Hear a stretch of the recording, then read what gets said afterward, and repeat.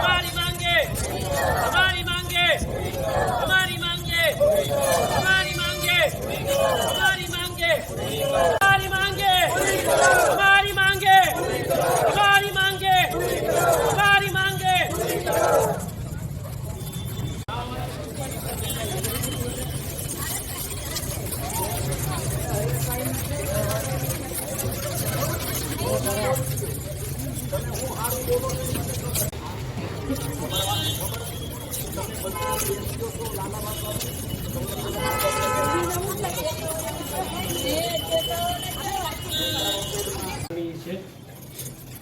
सफाई कामदारों outsourcing company ने सोंपવામાં ન આવે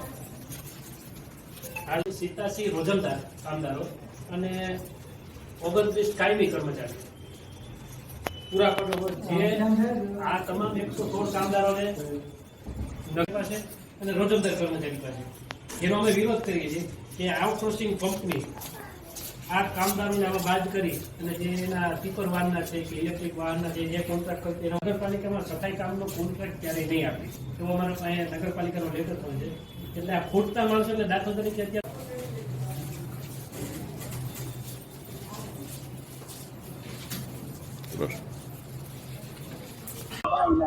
મારું નામ આશીષભાઈ જેઠવા, મહામંડળ પ્રમુખ, સફાઈ કામદાર મહામંડળ પ્રમુખ। આજે રોજ અમે ધોરાજી ડેપ્યુટી કલેક્ટર સાહેબને આવેદનપત્ર આપેલું છે। આ આવેદનપત્ર આપવાનો અમારો હેતુ એ છે કે નગરપાલિકા દ્વારા જે હાલમાં ટેન્ડર પ્રક્રિયા બહાર પડી છે એ ટેન્ડર પ્રક્રિયાની અંદર